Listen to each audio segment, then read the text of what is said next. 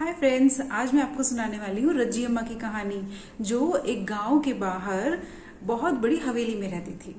तो एक बहुत बड़ा गांव था। उस गांव के बाहर एक बहुत बड़ी आलीशान हवेली थी। वहां एक बूढ़ी अम्मा रहती थी जिनको सब रज्जी अम्मा कहते थे। उस हवेली में बहुत सारे हीरे जवाहरात, सोना चांदी, खजाना भरा पड़ा था और ये सब कुछ रज्जी अम्मा का था। रज्जी अम्मा के पास इतना सब कुछ था और वो इस पर बहुत गर्व महसूस करती थी। वो गांव के लोगों से बात करना ज्यादा पसंद नहीं करती थी और उन्हें लगता था कि उन्हें गांव के लोगों की कोई जरूरत नहीं है।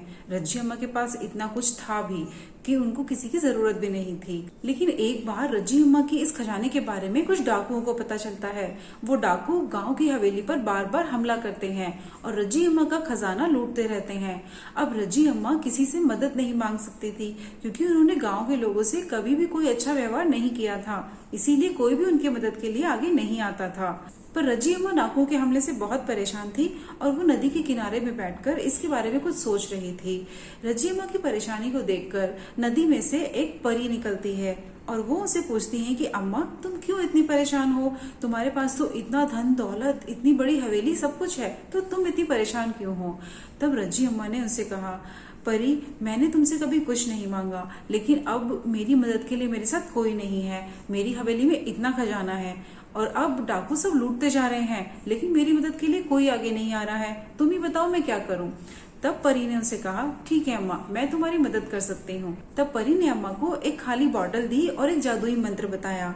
परी ने उन्हें बताया कि ये एक जादुई बोतल है, जैसे ही आप उस मंत्र को बोलोगी तो वहां हमला करने वाले सभी लोग इस बोतल में कैद हो जाएंगे और वो फिर कभी इससे बाहर नहीं निकल पाएंगे। लेकिन ये सिर्फ आप अपने भले के लिए यूज कर सकती हो, आप इसका कभी कोई गलत इस्तेमाल मत करना, क्योंकि आपकी मदद के लिए अभी कोई नहीं है, इसलिए मैं आपको ये दे रही हूँ। अब आप निश्चिंत होकर अपनी हवेली में जा सकती हो। अब आपकी हवेली पर कोई हमला नहीं कर सकता। ये सुनकर रज्जी अम्मा बहुत खुश हो गई और उस बोतल को लेकर अपनी हवेली पे चली गई। लेकिन कुछ दिनों के बाद डाकू फिर से वहां आते हैं और वो हमले की पूरी तैयारी कर लेते हैं। लेकिन अब रज्जी अम्मा के पास जादुई बोतल थी, तो जैसे ही डाकुओं के घोड़ों की चलने की आवाजें आती, रज्जी अम्मा ने उस मंत्र को बोलना शुरू कर दिया और वो सारे डाकू आकर बंद हो गए थे उस बोतल में।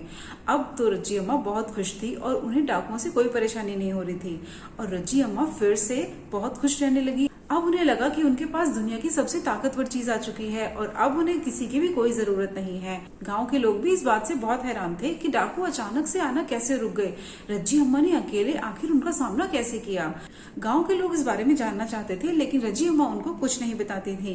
कुछ दिनों बाद गाँव के कुछ बच्चे रज्जी अम्मा के बागीचे में चले जाते हैं और वहाँ पेड़ से कुछ फल तोड़ने लगते हैं।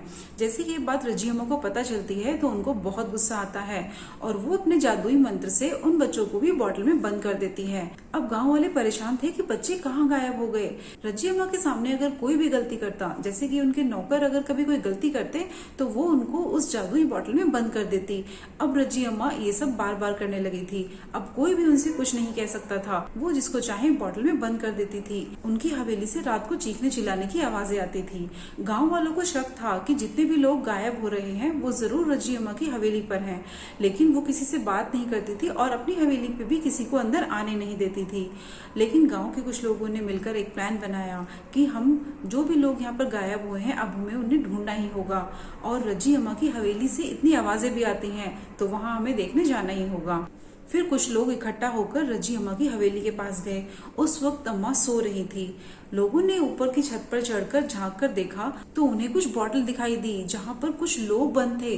वो ये देखकर बहुत हैरान हो गए। वो बच्चे भी दिखाई दिए जो कि गलती से अम्मा के बगीचे में चले गए थे।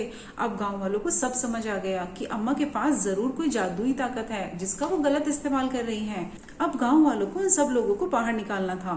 अब वो सुबह होने का इंतजार करते हैं और जैसे ही अम्मा बाहर आती हैं वो सब उन्हें घेर कर खड़े हो जाते हैं।